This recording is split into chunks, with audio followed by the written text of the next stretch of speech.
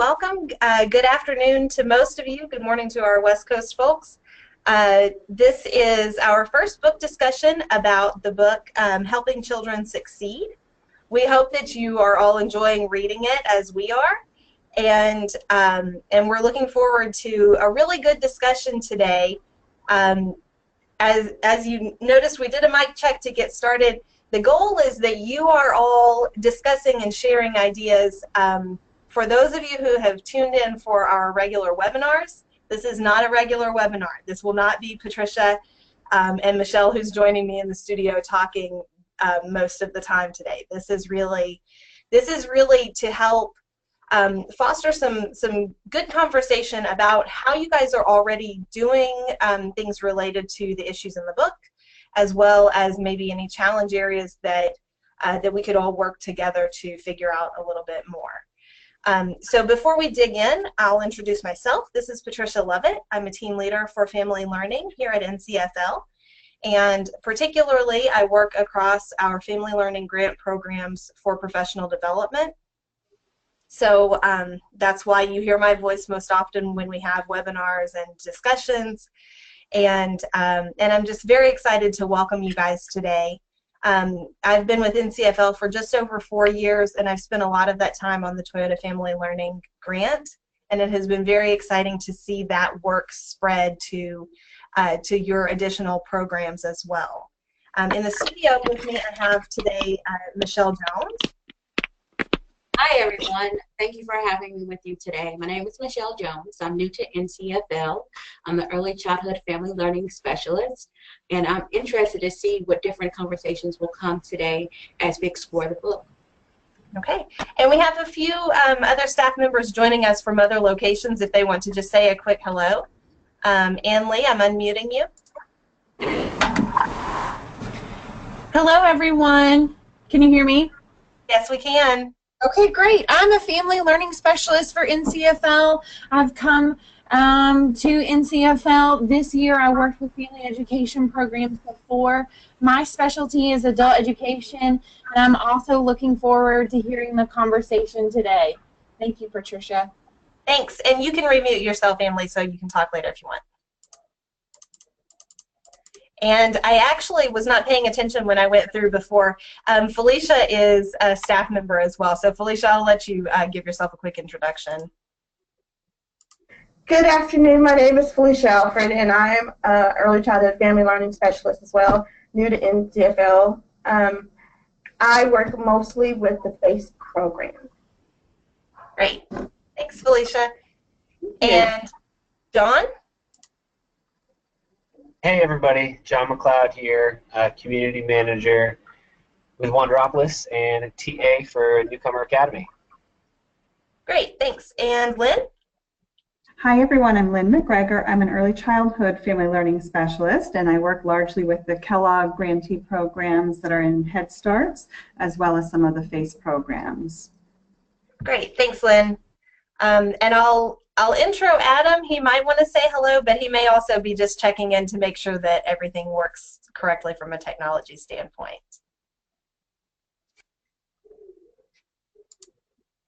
Adam, are you there and want to say hello? Okay, I think he's just monitoring us to make sure we don't lose connection or anything. Adam Cochran is our technology manager, and he's always there to make sure that we don't lose the entire webinar and have you guys sitting out there wondering what happened. So welcome again. As we move through today, through this discussion, if you want to speak, the easiest way to kind of moderate that is usually if you will raise your hand, and I'll keep an eye out for that, and we'll kind of move from there with the discussion. We really are looking to have a great opportunity for you guys to share with each other, hopefully following up on some of the really great conversations we saw starting in Tucson. Just as a kind of a quick introduction, this year we really got a lot more specific in our mission statement. NCFL works to eradicate poverty through education solutions for families. that specific phrasing of eradicating poverty is something that we have long focused on, and that has been a goal throughout our history. But specifically adding that to the mission in a very deliberate way and a very bold way, we really wanted to make sure that as technical assistance coaches, we are working with you as grantees to really look at what is it that we can do to address those families that are living in poverty more effectively. And that's really where choosing this book for a book study with you came from. The idea that there are specific challenges to growing up in poverty that we are working together to address, and that we certainly can always learn more about how to do that well, which includes giving you guys opportunities to share with each other. So to that end, we are digging into this book together. Today we are on sections 1 through 9, which hopefully you had an opportunity to read pretty thoroughly and to check out and think about how they impact the work that you're doing. So, so just to kind of start us off, I think something that really sticks in my mind, and especially through this section, and thinking back to the beginning of Toyota Family Learning, there was a video that we showed in that first couple of years in the orientation that talked about toxic stress and what the impact of that really is in a child's life. And the book talks some about stress and parents' role in kind of early management of stress, whether that is a positive role or one that may have more negative consequences. And I really think that that's a helpful place to kind of start out the conversation, because when we're thinking about families that we're all working together to serve, there are a lot of stressors. And we all kind of have different ways of helping to approach those. And so I would like to give you guys an opportunity to kind of share what impact you're seeing toxic stress have on your families, and how it is that you go about working with them to mitigate that stress or to manage that stress through your program. So does anyone have a thought that they want to kind of start us off with?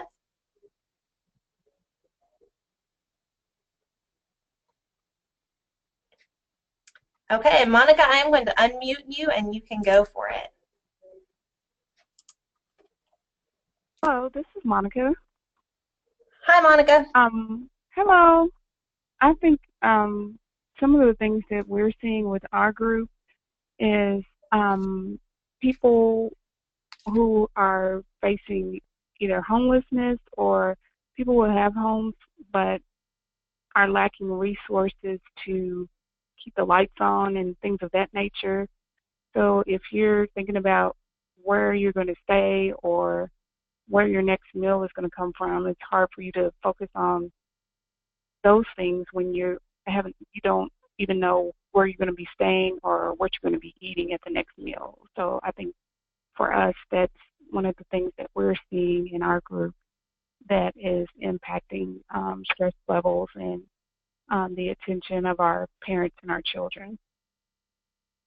Absolutely. So do you want to share some of the things that you guys are doing? And I guess also, everybody, the first time that you chime in, if you wouldn't mind to tell which program you're with also, that's just kind of helpful for everybody across. So Monica, if you want to tell your program and what you guys are doing to help families with some of those concerns. Sure. Our program is through AMPed, which is the Academy of Music, Production, and Education Development. We are working with students through NCFL to provide, they can get a certification in A+ or web design. So we've added an educational component for our parents, along with the PAC time where they're learning to be their child's primary teacher. What we're doing from a resource perspective to kind of help with those that are facing financial crisis or just trying to stay afloat, we're offering a $100 stipend for those that complete their 10 hours, the 6 hours of technical time, which is in the educational setting, and the 4 hours of parent and child time. So we're also providing meals during our session. We're also providing free transportation and free child care. So trying to alleviate any barriers that would keep them from taking those classes. So those are some of the things that we're doing to help our students so that they can really focus on the content that we're offering.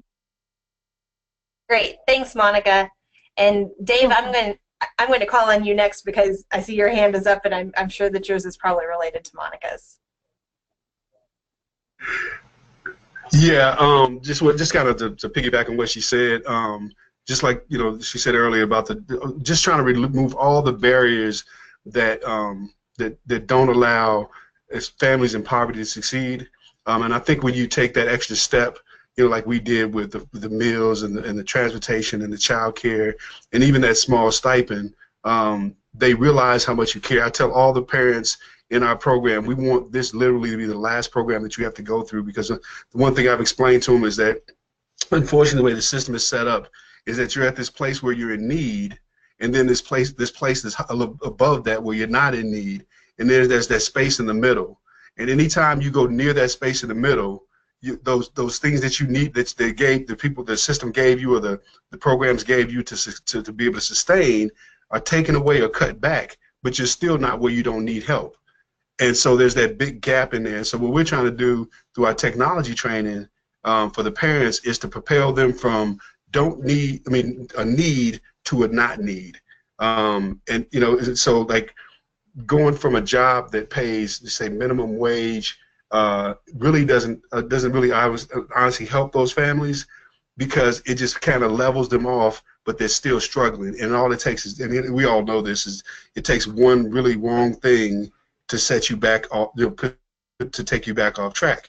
If I can get you in a job that pays a living wage or above a living wage, then it's more likely that you'll succeed. And just like Sherry Darling says, there are not children in poverty. I mean, they're not poor children. There are children that live with parents in poverty. If we can solve that problem with the parents and get them to a place where they can adequately take care of their kids, then that allows them to be more focused. As I was reading the book, I thought about all the chapter that I really appreciated was the part where it talked about stressors and how the fight or flight syndrome develops. Growing up as a kid, when I was at home, my parents dealt with those things real calmly. So if the power was going to get turned off, my mother may say, "Hey, look, you guys, make sure you iron your clothes tonight, or iron as many clothes as you can tonight, because there won't be power tomorrow." Or run water in the bathtub and fill up some jugs that the water's going to be turned off. And they handled it really calmly. So I grew up with this sort of way. The thing about me, that I just dealt with conflict calmly, and so it made it a little better. Where some people panic through that, and so we're trying to get them to a place where they can get past that sort of panic thing in the middle to a place where they're comfortable and they can manage better. Thanks for sharing that example, Dave. I think that really speaks a lot to why we chose this book, because a lot of times the parents that are in our programs may not have that kind of approach to something that is a major stressor. And so when we're thinking about the book, and as we're discussing today, and you're continuing to do your programming, really my hope for us doing this discussion is that is informing what you're doing in parent time as well. That when we know parents are dealing with these toxic stressors, we're helping them to figure out ways to address that. And you had some really brilliant and calm parents there to be able to do that well with you. Just as a quick note, the stipend that AMPT is providing, that Monica and Dave were both mentioning there, is actually outside of their grant funding. That is through a partnership that Dave sought out with, or I think actually just was able to leverage his social capital to make happen for participants. Dave, do you want to share about that? Yeah, and I apologize because I meant to say that before. Was you're that fine. yeah? I apologize. So what we did was, NCFL really put us in a position where we could help more because our program was mainly focused on the youth, and then because of NCFL, we were able to focus on the parents. And so because we were already doing a lot of work in the community, and we had a lot of alliances and partnerships and things, people were just really excited and happy to come along and help. And so, like Patricia said, that stipend that we provide for the parents was actually through a friend of mine who also was concerned about what we were doing and saw that same issue in terms of barriers for the families. And we had some other folks to come on. As a matter of fact, another partner of ours is actually going to provide additional training. Can I talk about that, Patricia, or is that? Sure. Okay, so we have another partner that's coming on that's actually going to provide additional training once they go through us and get so that an introduction to technology, and then he's going to take them and he'll get them another 6 months of more intensive training where they'll actually go every day. They'll work it like a job, and they'll get paid every week a larger stipend each week to go through that training program. And as long as they complete that program, they'll either go to work for that employer or another employer. So what our goal is at NCFL for us is, and we actually have some mock interviews scheduled for next week, our job is to get them introduced to technology and what that world is, and then also get them to understand about business environment etiquette and all those kinds of things, and get them prepared, because at this point we can get them a job, but we've also got to make sure that they're able to keep those jobs. For example, we talked about, like I talked about again, I could go back to the stressors chapter where we have some of our parents, as soon as any little thing happens, well, at least what we think is little, they kind of go off the deep end because that's what they're used to doing. And we're trying to teach them that, okay, so if you get into a technology environment and you're not quite understanding this because you've never done this before, not to freak out, like to know how to deal with that and cope with that stress that comes from trying to learn something new. So that's what that is. So Dave, how do you help them? How do you help the parents build strategies to do that? Well, what we've been able to do it, and it's because we treat it's all family. So our parents actually will call, or they'll come to their sessions or their to the NCFL program, and they'll come to us with what they're concerned about. I had a parent just call me just yesterday and talk to me about some stuff that she was worried about, and I just talked to her about what's the best way and the calmest way to deal with that, and is that really something that you should be worried about? I mean, is it as big as you seem to think it is? And so slowly but surely we're trying to change the mindset, like change the way they look at the different things. Like, if I'm late for an event, is that the end of the world? Or if I'm a little short on my rent, instead of panicking, start trying to figure out how I come up with the rest of the money for my rent, and just talking them through those things.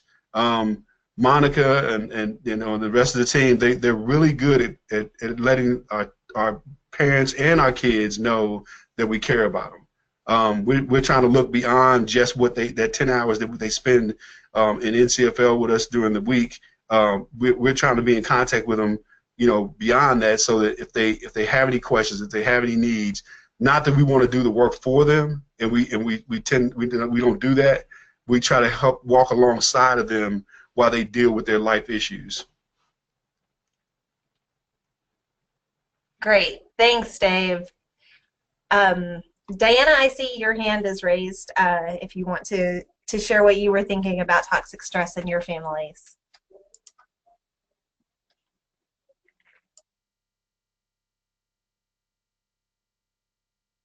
Sorry about that. You are now unmuted. No problem. Can you hear me now? Sorry, what? Can you hear me? Yeah, you're a little bit quiet. Okay, let me see if I could make anything better. Hold on a minute.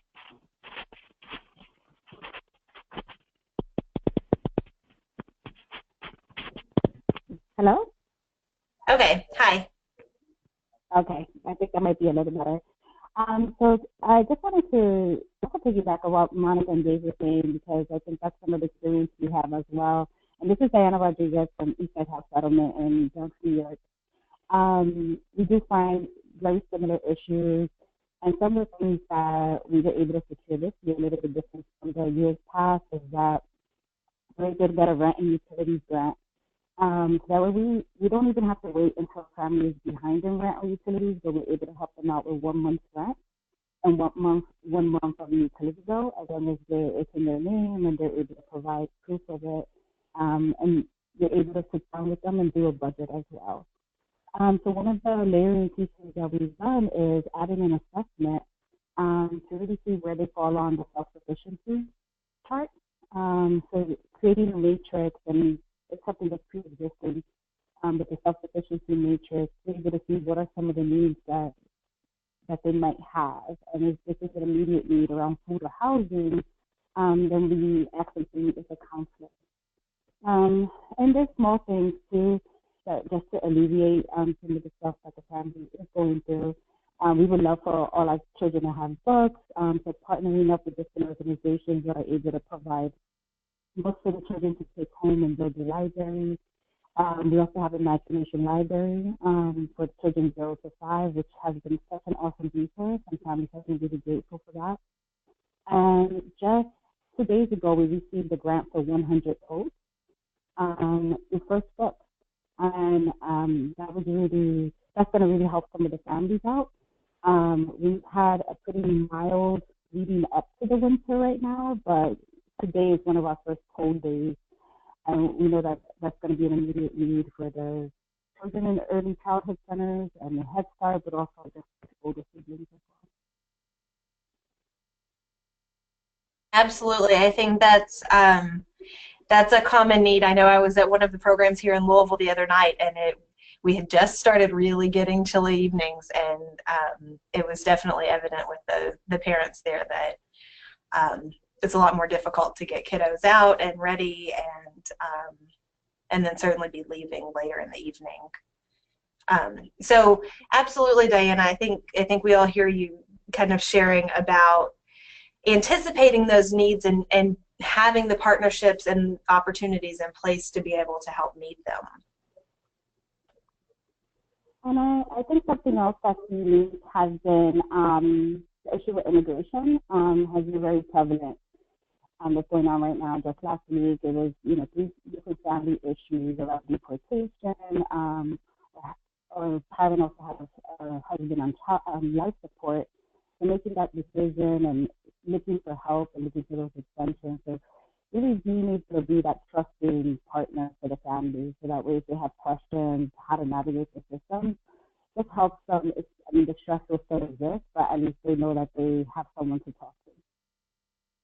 Sure, and thank you for sharing that. I think that's been a very common concern across programs, and understandably so. For anyone who wasn't able to join us back in, I think it was September, we had a couple of webinars about supporting families, immigrant and refugee families. One of those was with Migration Policy Institute, and one with CLASP, Center for Law and Social Progress, I believe. Those are archived on familieslearning.org, and I think on our Vimeo page as well. So there were definitely some ideas there about what you can be sure is accurate to share with families, as well as some ideas to support them. If you have questions specifically about, if families are asking you questions specifically about DACA, I did get an update.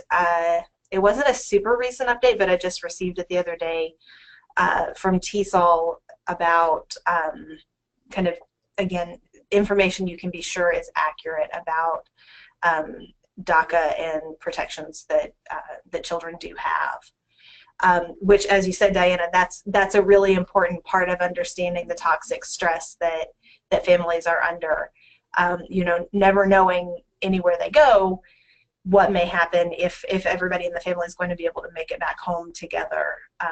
That can be certainly a huge stressor. Susan, I see your hand next. Hi, I'm Susan Ward. I'm with Jefferson County Public Schools Adult Education. And, I'm just going to agree with a bunch of things that Monica said and Dave said as well. It was a little sketchy. I heard some of what Diana said in and out. But we too work in those same ways where we're putting in place in parenting speakers that would meet some of those stressors. A great resource in our community, we have something called the Neighborhood Place, so we were signing students up for that lighting, heating and lighting assistance, and you just saw the families just relax a little bit more, just knowing that, they might have a few extra dollars to spend elsewhere, maybe for food. So again, whatever the need is. In some cases, we have high incidences with some of our families, domestic violence. So we've had an agency come out to our sites to make sure that they know what their rights are and what they could do if they face such a situation, whether they're documented or undocumented. They're entitled to services. Some of the other things we did to start connecting in with goal setting and advising with the students is really figuring out what is that specific need that, as Dave said, so they know we care, that we are empowering them once they leave the classroom. We only have them X amount of time, but how are they using those tools once they leave the program? So I think that's been helpful as well. And we are trying to make inroads. We have primarily the adult students, because they're either learning English or they're preparing for the GED or just brushing up on their reading and math skills. We have the children on site as well, so we're trying to connect in with the school system.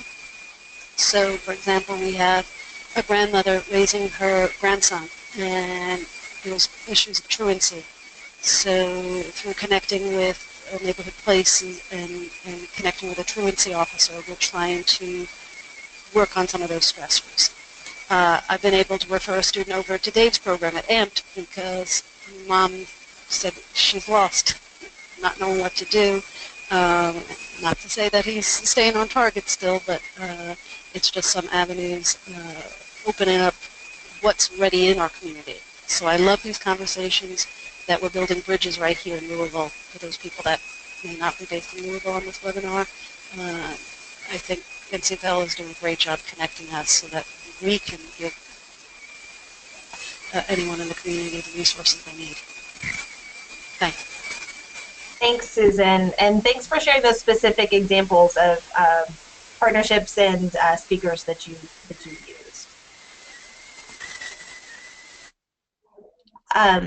Cindy, I see your hand next.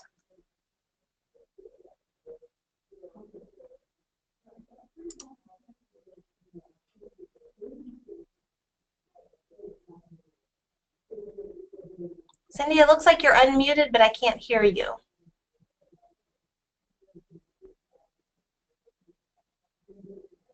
How about now? Yes. Now? Yes? Yes, I can. Oh, perfect. Okay. So I think one of the ladies, the one that I could actually barely hear, did she mention immigration and the yes. there? Yeah. Well, as you guys know, that's been kind of a big one for us too. And I think one of the first things and the main things that we did was just realized we had to address it. I had reached out to the district to see if they were going to address it kind of in a holistic thing. And when I knew that they weren't going to, I knew we still had to here in our school. And so we just, I called it a family meeting where I just gathered all the parents and the staff, and we just really sat down in a circle and we just talked about it. I said, we need to address the elephant in the room. Let's talk about this. I apologized that they had to have these kind of fears. And then one of the other things that we did was really encourage them to be careful of their sources of where they were getting information and to make sure that they were getting valid and reliable information. And with that, we had done some research on our own, you know, to try to figure out what were some of those resources, what were some websites or some local community agencies that we could, you know, give them the information if they wanted to seek and get more information for themselves. But really just addressing it, just being able to talk about it and say, we recognize this is an issue, you know, just the stress level in the room, like you could feel the tension, right, just because we brought it to light and discussed it instead of just kind of ignoring or trying not to deal with it. So sometimes just talking about it, and then with that, just something that I've been personally kind of working on this year is just being aware of our students, particularly the ones that we have the privilege of having returning families, so they may have already spent a year with us and then they're back again. So we really get to develop relationships with them. But one thing that I've really been trying to be more intentional about is just noticing if there are changes with their body language, with their facial expressions, just because you know, you can tell when someone's under stress. Their body language speaks loud sometimes. And so I've just been trying to be aware of that and have really just pulled a couple of different people in that I feel like I have built a relationship with, and just talk to them one-on-one, just to say, hey, you know, is there something bothering you? How can we help? Like, what's going on? So just sometimes as simple as just being aware and giving them an outlet if they need to talk about it. We know that they don't have their social networks are limited a lot of times, and they don't have a lot of outside folks that they can turn to. So just being a listening ear. We don't have to have solutions for everything, but sometimes just listening and letting them talk it out, they can come up with a solution on their own. Michelle Jones in CFL. Cindy, thank you so much for sharing. Your example is exactly what Chapter 9 was talking about in attachment, when it talks about how you can send, you know, brochures home on the information about what's going on, or, you know, how to better talk and communicate. But what you did by sitting them down and building an atmosphere of community and mutual respect and showing nurture, those are skills that they can in turn take back to their children, and when they have to talk to them about difficult situations, they can use those same strategies. Throughout the whole book, it talks about perseverance, and it talks about grit, and it talks about soft skills. And what you guys did, and the other people who have also shared, that's what you're building in parents, are those perseverance and that grit to get them from one place to the next. Thank you so much. Okay, it looks like that's everything that that people had hands up for toxic stress. I do want to remind you, if you want to share, if you came in after we did the mic check, or you weren't quite able to do that during the mic check, I may still have you muted. So certainly, if you want to share and you're trying to click your mic, just raise your hand and I'll unmute you. We had a message, Kenya, if you are having trouble with that and there's anything you want to chime in, please feel free to type that in the questions and I can share that out as well. So I wanted to really kind of talk a little bit about, we've heard a lot of ideas of how it is that we're working with parents around these toxic stressors, and that's really important because, you know, as the book says, the parents really kind of help to set up how the children will work with stress.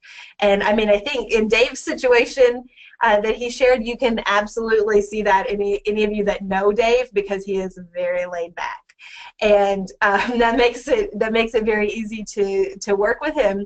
But a lot of that is because of the modeling of the parent. So when we talk about eradicating poverty through family solutions, the idea there is that we can do all of these great interventions and help parents to build skills and get jobs and even keep those jobs. But what helps to to break the cycle of poverty is when we also help them see how to pass those skills on to their children. And that's why we have PACT time, that we want to make sure parents are building the skills to build themselves up, but then also that they're really seeing how to do that in PACT time, how to pass those things on.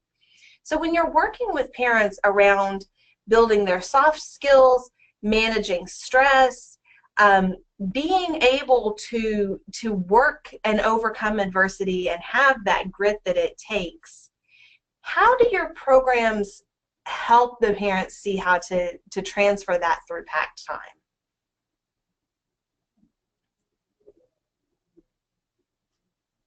Dave?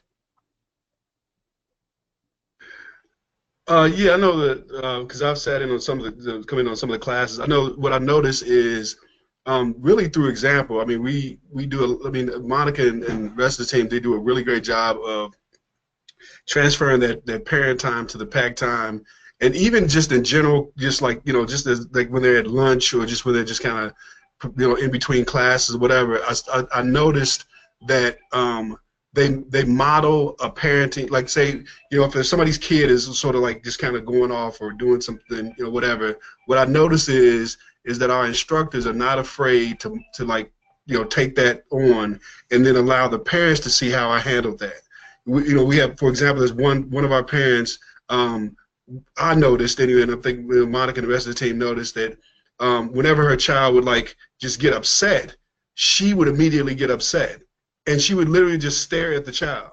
At least, I know. So what somebody would do, or like what I would do, is I would go over and maybe pick the baby up and say, hey, look, you hand it to the mother. It's like she just needs, what I mean. So it's kind of modeling behaviors, because I think it's one thing to tell people what to do, and when I talk about like telling them how to calmly deal with things. They have to teach them also how to like just do things the right way. I give you the example was, say somebody needed $20, right? Because they were short on whatever.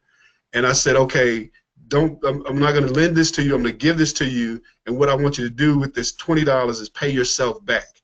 So if you were intending to pay me that $20 back, I'm just using this as an example. If you intended to pay me that $20 back, what I want you to do instead is take that $20 that you were going to give me and put it in a jar.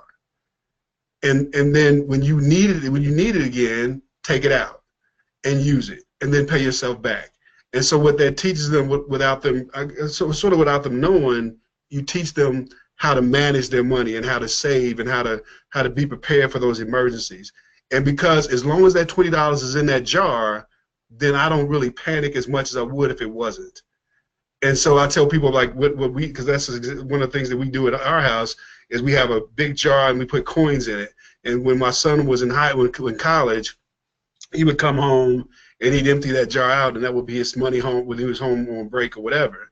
And so we always knew that we never had to worry about like giving him money to hang out or to be during college, because that jar was always there. That jar was sort of for him at least, and for us too, was a source of comfort that we knew that we had that. But we modeled that, and so now my son does that same thing. So we're trying to do those same things that we do for our families with these families. Yeah, that's it. Thanks, Dave. I can relate. We had an envelope in the cabinet at my house. And that was always like, if you needed lunch money or something, that's where you knew you could get it from. Right. Susan? You're unmuted now, sorry. Okay, thanks. On top of what Dave said, the professionalism and professional environment, we also use some role playing, so a little dramatic presentation, or even peer mentoring. Like sometimes our students that have been there longer kind of coach the other ones through, and sometimes that has even a greater impact than maybe if I pull them aside. Or sometimes when they hear that another family is facing the same thing, when they just relax and say, me too, that's happened to me, what have you done? So it's that nice open conversation that goes around and round, but it all starts with that warm and inviting environment. Sure, and I'm glad you mentioned role plays. That's something that I remember early when we first launched the Family Time Machine. I remember one of the sites talking about the idea of introducing the Family Time Machine and activities for pack time, that they did role plays with the parents for almost an entire parent time about just how to talk to their child about wanting to do an activity together. And sometimes it really does take more explicit focus than we expect for families where parents may not have ever had their own parent interacting with them in that way. So I think role plays are one of my favorite ways to address a lot of learning topics. Thanks, Susan. Sure.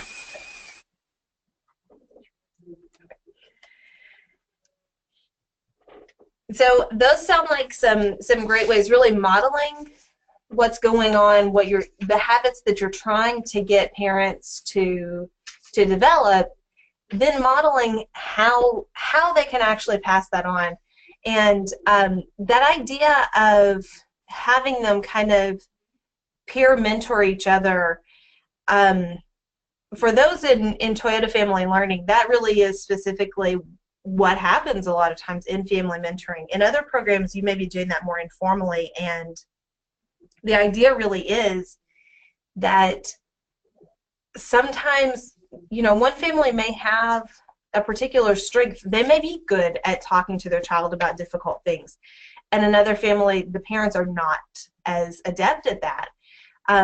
Giving those families an opportunity to engage together, not necessarily, the book talked a lot about, and I liked that idea of, the teaching paradigm may not exactly be the right one to get at character building and building these non-cognitive skills.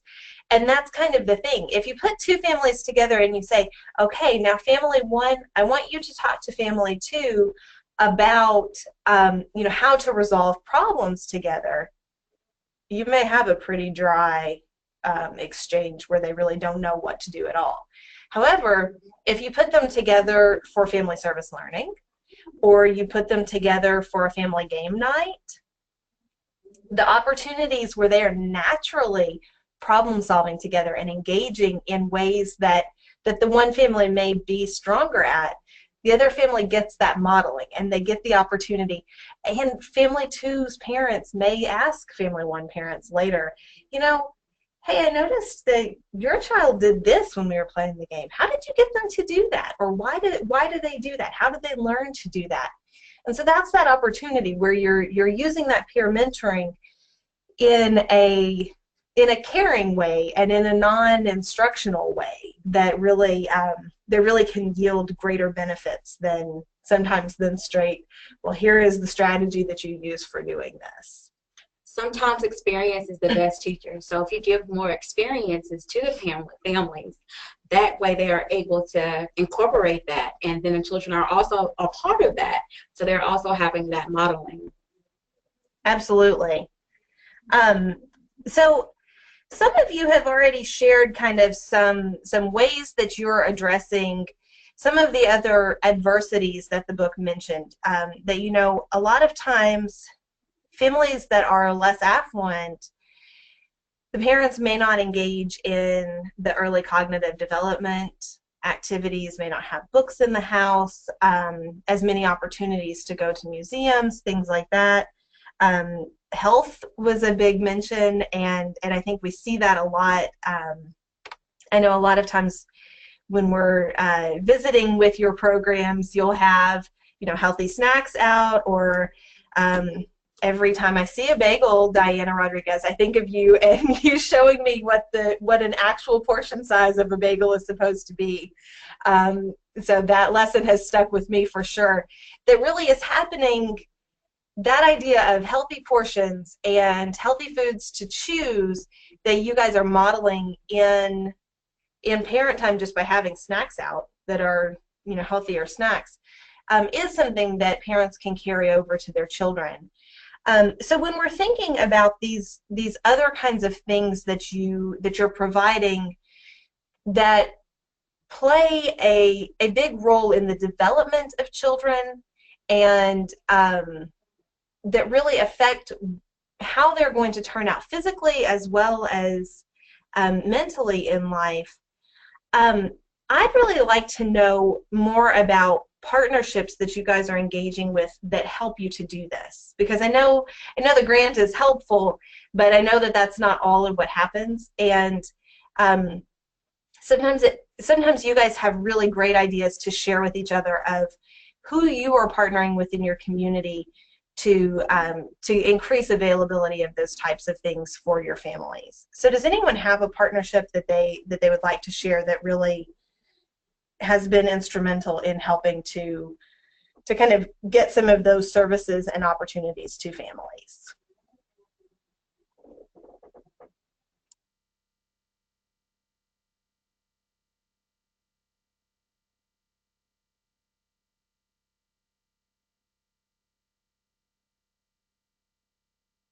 I find it very difficult to believe that no one has a partnership that they want to share. Oh, there's Susan. Susan, you are up. Well, the biggest one is because we're within the public school system. So we're really trying to utilize the networking a lot stronger this year, as well as the public library. We've partnered with the University of Kentucky Extension Office that does nutritional services. And so when you were talking about healthy foods, it's going to be a longer program of 7 sessions and really talking about what makes a healthy meal so that you're not having that ginormous bagel and thinking that that's okay for the day. And there was one other one. And then again, we have Neighborhood Place next to one of our schools, McFerrin, which is perfect for a resource for the families right there, but we've also brought that out to the other sites wherever we can make those connections. And then just exercise too. We've tried to include exercise and very simple yoga moves that we had our families doing with our children so that maybe they could try them. And each our instructor, Michel, he had a name, a children's animal name with each move, and just helping them find a way to de-stress together. And just seeing them kind of laugh and let go a little bit was really nice to see with our families. And it doesn't take any money.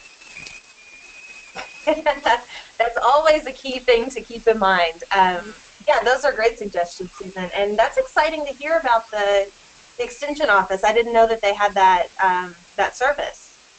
Yeah, they're throughout the state of Kentucky. So, you know, folks that are in town, you can connect with me and I can give you that information. Great. So for Louisville programs, that's really helpful. For other programs, that is sometimes a possibility. I know with Deary in Rhode Island, they had a similar session. It was during parent time, and then the parents kind of had activities to do at home with their kids as an extension. But they, you know, the facilitator came from University of Rhode Island and conducted the entire workshop, and there was a lot of focus around things that were easy to prepare but would be nutritious for the families. So I'm glad you guys are getting to take advantage of that, Susan. Monica, I saw your hand next. Yes, this is Monica with AMP. We have partnered with an organization called Play Cousins Collective, and we were referred to that agency from Ann when we went to the national conference. And they have been a very good support with our children. When we're having technical time, they're actually doing curriculum with the children, and they are also doing that positive reinforcement to teach children how to deal with situations, as far as like when one of the children are upset, to go to a calm down corner where they have different things, you know, that they can touch and feel to help them calm down and before they come back with the other children. So they have been a really good asset for our program and for the children and the parents as a whole. Great, thanks. Yeah, I think children's time is often an area where partnerships can be helpful because it is difficult to have that much staff working on a project at one time in a lot of locations. Thanks, Monica. Diana?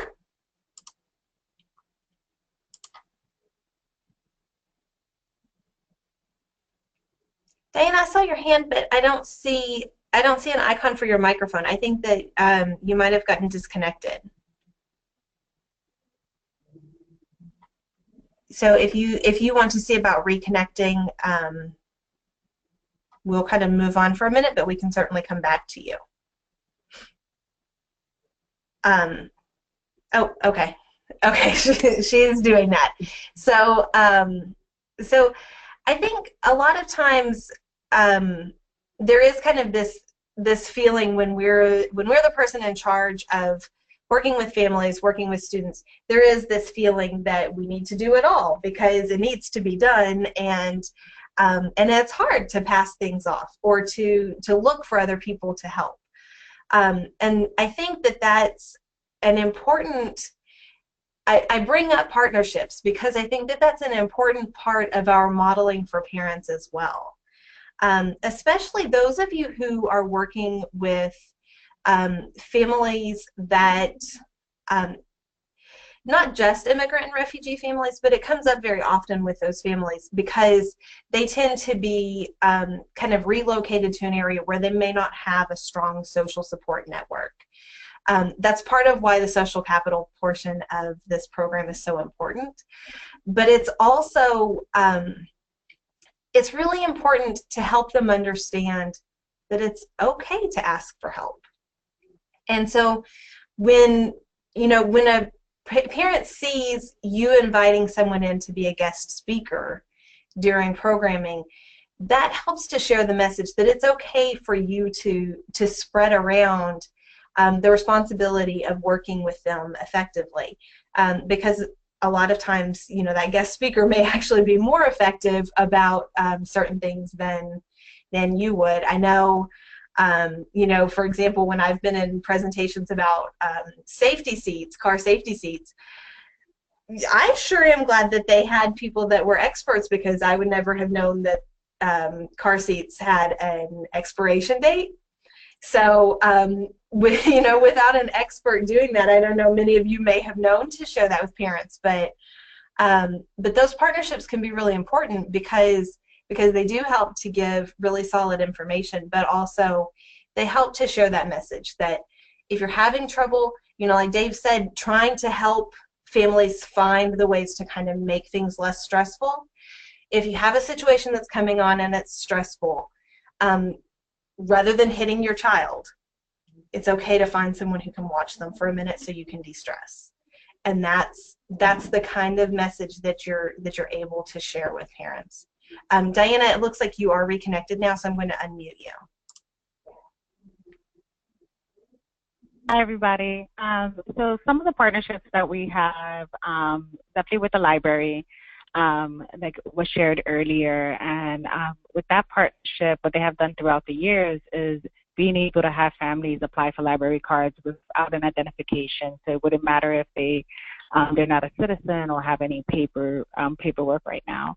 And providing fee forgiveness, which has been an added bonus too for families that feel like they can't go back to the library because they might owe some money or they lost a book or along those lines. The other partnerships, just yesterday I received a call from a family that participated about 4 years ago, and she was asking about the NYPD. Who was that officer that came to speak with us, and she needed to get in contact with him. So feeling comfortable enough, remembering, how open the officer was with the family to say, just give me a call if you run into any trouble, it just makes them feel more at ease being in the community. So I think with those, it has elevated, like we've had the police department come back to the schools, read in the classroom. So it really establishes them as a partner for the families instead. And then we've been partnering with organizations that are offering services like Grow NYC. They do free supermarket tours to share with the families where would you find like the good food and how the bad food is marketed. Like to say, stay outside of the perimeter of the supermarket to get like the healthier foods. And they'll give like bonuses like $10 to spend at the supermarket. So that definitely helps with the groceries. And organizations like MASA, which is a Mexican Family Alliance, they actually also came in to do a Know Your Rights workshop. And families have been back to their workshops afterwards, and some of the resources that they provide, working in a smaller community within that organization. So that's all been really helpful. I think it's so important to explore your community, kind of take heed about like what's available, what's there, what's quality, because you might also find a lot of programming, but it doesn't mean that it's necessarily beneficial to your families if it's not a high quality program. Absolutely. Thanks for sharing that, Diana. That's a really nice service, the grocery tour. I know I've spoken with some programs that kind of do that themselves as a field trip, but that's really nice having that option available. For sure, and that's something that, right, you could do yourself and do some research around it, but I think as you were sharing, it's almost like the families feel connected when it's someone else presenting or someone else, reaching out to them. So it really like increases their web of people that they could access. Yeah, absolutely. We always like to hear about people helping families make connections that really do benefit them, because that's a lot of what does help to make the change. The more that you feel connected with your community and that you're able to find resources on your own. Several of you have talked about how, we have these families for a little while, but when they're not with us anymore, that needs to be sustainable. And so that opportunity for them to explore while it's safe with you in a program, who they can connect to, how they can find resources in the community, that can have some pretty large carryover for them to really be able to continue that in the future. Speaking of that, how do you work with families? So we spend a lot of time intensively, the book talks a lot about interventions, and really family learning is an intervention for families. It's a pretty deep dive into building their skills, building their family strength. How do you help them set up systems during the program to make that sustainable for their family after the program?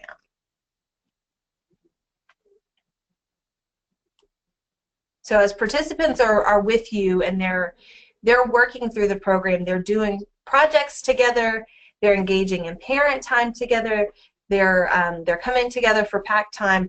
How do you help them?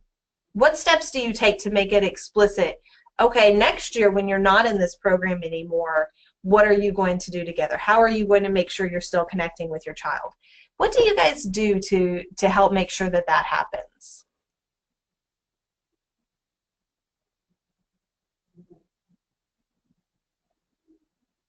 Diana? And one of the pieces that we embed into any of the programming also is like, what would it look like when the child goes to kindergarten? Envisioning that the child is going to enter, whether it is a private, public, or charter school, ways that they could advocate. So really aiming to set them up. What are some of the groups that you could access? We also do school tours on the schools that have the highest percentage of our students going to, so they could feel comfortable and have the people that they could, the people's names, their titles, so they have a sense of comfort going in and making that transition. And doing small things that they could put into practice now, which might seem not as serious at the Head Start level or the early childhood level, but, what are some questions that you ask during a parent-teacher conference? How can you partner with your teacher? And really being able to model that when they do the pack time in the classrooms. So I think that's a great help, so they could feel comfortable in being able to interact with someone, that it's not just a teacher, but it's also a human that you could talk to and ask questions about how their child is doing. Great. Yeah, I think, when we talk about families that do have a somewhat higher fight or flight type instinct because of uncertainty, there's a lot to be gained from building that certainty right up front, so that they always have somebody they're going to be comfortable with, and they understand the school is a place where my child is going to be cared about and is going to be taken care of. That can be a very frightening thing, especially in Diana's program, where they're working with families largely that are Head Start families. So if that's the first child going through and they're transitioning to kindergarten, that's a big, scary world. And helping to provide some really solid foundation where they can feel secure about that is important. I would say that's no less important, though, if you're working with parents of adolescents and those children are moving on to middle school or high school. Those are big transitions too. So that's certainly something to consider. We spend a lot of time on that preschool to kindergarten transition. Not always as much with the older transitions. So a lot of times, any of that you can do to really help make things more consistent, that's going to help to make families have a better comfort level. I don't see any other hands, and I had let our team here know that this is not the Listen to Patricia Talk show, but since I have a second where no one's hand is up, I would just really say also that when you're thinking about building consistency, that's important not only in those kind of small focus areas, but if you read, I think it was Elizabeth Spiegel that the book talked about, was the teacher who had the chess club, and he said, she didn't say the word grit, or she didn't tell kids that they were learning these different things. It was in the interactions, and that's really important as we're thinking about our own staff, as well as the structure of your program. When you think about, and especially those of you that have education backgrounds, when you think about structuring a classroom, you typically think of having a fairly consistent schedule. And the reason for that is that it does provide that continuity for learners. They understand what to anticipate. When you have people that you are engaging and they have suffered traumas, they have suffered kind of ongoing toxic stress, the idea is not to surprise them, because surprises are not always welcome in that situation. Having that consistency in your schedule for parent time, and not just building it and hoping that parents will understand that that's why you did it, but building a consistent schedule with them where they understand about arriving on time.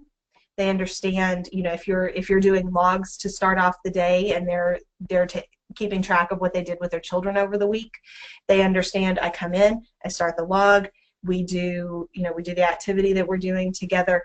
They get the structure. Make it explicit to them why you're doing that also, because that is part of the carryover to pack time and to home environment. The book repeatedly talks about the environment that these children are living in, and we can't count on parents to just intuit that we're doing things consistently and that makes them feel good. So if they do things consistently at home, that will help their children feel more comfortable and more confident. A lot of times that really needs to be an explicit message. And so I encourage you, if you're not making that action part of the lesson for parents, I encourage you to make that very explicit for them. I read an article a few years back about a woman who, I think it was in Southern California. I think that was why it caught my attention, because of our site at Toberman. There was a woman who had gotten shot while waiting at a bus stop with her son, and talked about their healing process after that incident. And in the article, she said, this was one isolated thing, but this is the community we live in. There aren't days where there's an absence of gunshots. There aren't days where danger isn't ever present. And so she said, we don't suffer post-traumatic stress. We live in that traumatic stress. And I think that's really important to understand, that a lot of times families may not have an acute traumatic event. A lot of times families that are living in neighborhoods that are not as consistent, not as safe, that is an ongoing trauma. Every time that child hears gunshots while he's trying to go to sleep, or that the family's a little nervous when they're walking back from the grocery store, that may not be the families in all of your programs for sure, but in neighborhoods where that's the situation, that is what causes that increased fight or flight response. And so every opportunity that you can take to help parents understand that about if they're experiencing that themselves, as well as help mitigate that for their children when they have opportunities to, that's really a very important thing. I think that to me, that really kind of speaks to the book saying, okay, so now we know all of this, what do we do with it? And that's really where I would kind of like us to kind of come together for this last few minutes together today. So now we know all of this. Do you guys have any particular changes that you plan to make in programming? Any specific things that you are going to bring up in parent time or try to structure into pack time in the coming weeks, kind of based on what you've read?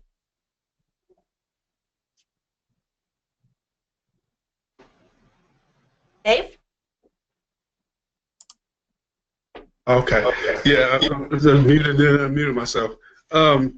So one of the things I talked to them about just maybe a week ago, and I was going to talk to Monica about doing the next cohort starts. One of the things we need to talk about is the opportunity that because it's kind of getting people to understand, or getting parents to understand that this program is important, and this program can literally take you from where you are to a much better place, and how important it is that you change that that thing that says it's okay for me to not meet my requirements, or for me not to do, I guess, responsibility. More about responsibility. What I explained to them when everybody was scheduled to go to Dress for Success to get their clothes to do the mock interview that we're going to do next week, some of the folks didn't make it. And so what I said to them, I said, ask yourself this, is that when you do something you're supposed to do, how does that make you feel? And I think everybody who's response was like, oh, well, if you feel good about that when you make it. I said, do you feel bad at all when you don't make it, when you don't do something that you said you were going to do? And the answer was, mostly yes. And then trying to get them to understand that when you don't meet your obligations, when you don't act responsibly, you're literally hurting yourself. Like you want to apologize to me for not showing up, but really you should be apologizing to yourself for not showing up, because getting them to understand that you can be happier and healthier if you just take that extra step to be more responsible and more accountable for every opportunity that you get. And also the thing we want to push too, I want to going forward is, we had a young lady tell me when we talked about employment, she said to me, Mr. Dave, I'm afraid of making too much. And at first I didn't understand what she meant, because I thought, how people say when you win the lottery, It might change you. You'll become a jerk or whatever. I don't know. But that's not what she meant. What she meant was she's getting subsidies. She's getting assistance. And if she makes too much, then she won't get them. And getting them to think about like that, getting to a place where you don't need that assistance, because I believe that if you can get that parent to where they can be at peace and proud and excited about themselves and what they're doing and the ability for them to be able to help their families, that translates, that attitude and that mood and that energy translates to their kids. Because if I come home after working 12, 14 hours, just to get a couple pieces of meat on the table, and my child is upset about something, I'm less likely to be understanding about it because of what I'm going through to just make it a little bit happen. Absolutely. Thanks, Dave. I like when you share when you all share kind of the way you talk parents through things. I think that's very helpful, because you do, once you stop and kind of think about that for yourself, then it is easier to pass that on. Diana?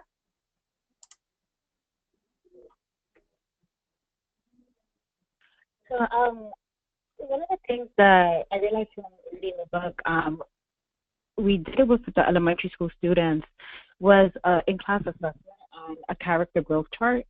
So in order to see where they're at with the social emotional learning, we did measure things like grit, just to observing children, how they interact with other children, are they open to meeting new adults, and how are they engaging in the classroom. I would like to see if we could try that within the younger children to see what are some of the observations that we can make from that. The way that it informed our practice with the third graders was that we were able to have the social workers design a small curriculum so that way they're able to interact with the children to really push them around topics like stress. So for example, they made stress balls. We're really into to being able to identify words to describe their stress, instead of acting out behaviorally, being able to say, I feel frustrated, or, I could use the stress ball to relieve, to get some of my emotions out. I'm even wondering how would that transfer over to a younger group, and that's something that I would like to explore with parents and the children. Sure, and that might even be something that that parents would be able to kind of help with doing the checklist. I think that's a great idea. Does anyone else have things that they want to share, ideas that they'll put in practice with their families, or kind of ways they might structure things differently?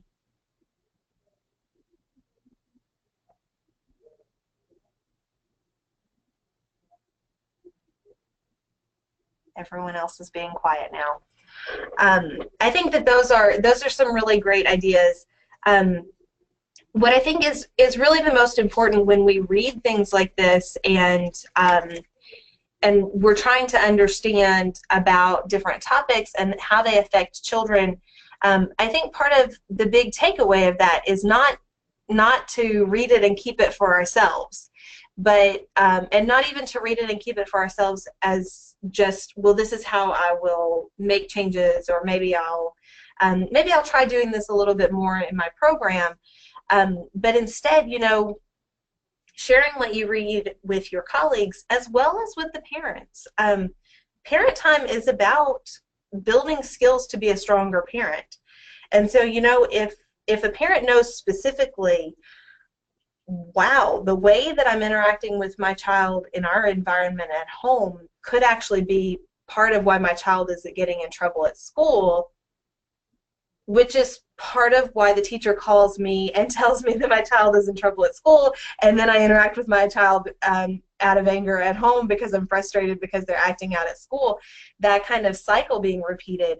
When we help parents to understand the underpinnings of how these things work, then we really do help them to kind of take that opportunity to be better parents, better, stronger parents for their children, based on really the hard work that people are putting in to understand how children work and tick, and why they interact the way that they do a lot of times.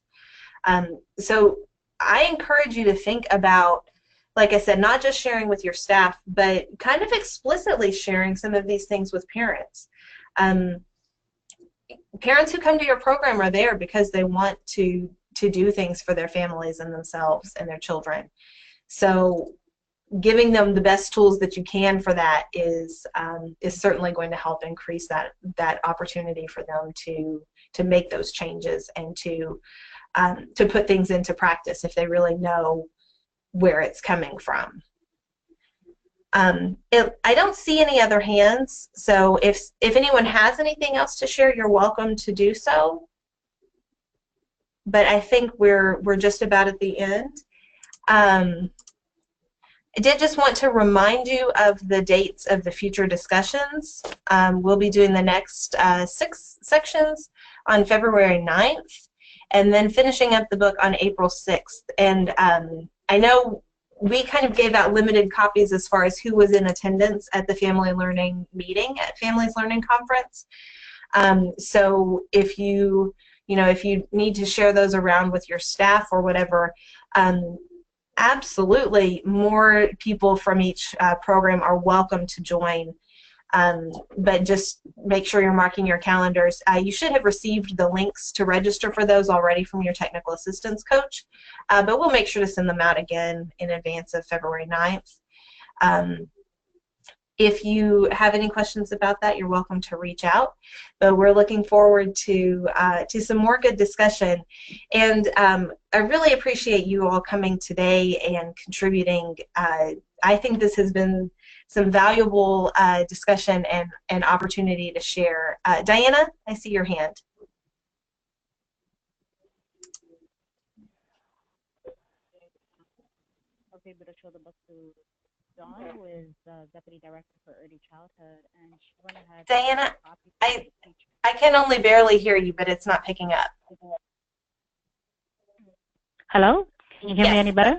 That is much better. I'm not sure, probably the reception. So I shared the book out also with the Deputy Director, Dawn Hayward, and she really enjoyed it and decided to go ahead and order books for all the teachers as well, so that way they're able to read the book, and she thought it really aligned with what they were working on and what ESA House is working on. So I thought that was really cool. I mean, they won't be able to participate in our sessions because they'll be in class, but I feel like there will be this collective thinking around it. Absolutely, that's awesome. Tell Dawn I said yay, and hi also. But if you want to share the recordings with them, if you think it would be helpful, you're welcome to do that. So just to kind of wrap up, I know you've already started getting information about this, but you will hear many times in the coming months from us just to remind you to register for the Families Learning Conference. If you are typically supported through one of our grants to attend, you may reach out to your technical assistance coach to see if those details are ready for you, because a lot of times you get a special link. But for staff members that will be attending, it is a discounted rate through July 1st. That seems like a long way away, but it will be here before you know it. And certainly, if you haven't joined us for the conference before, you can see there the beautiful location that we're going to be at in Fort Lauderdale, Florida this year. And it's already shaping up to be a great conference, so we really look forward to having you join us, and just encourage you to go on and start putting that on your calendar. If you have any questions, again, I'm Patricia Lovett. I'm team leader here, and you're welcome to reach out to your technical assistance coach or directly to me as well. And we look forward to talking to you guys again in February. Thank you all so much for joining us, and happy holidays and happy Friday.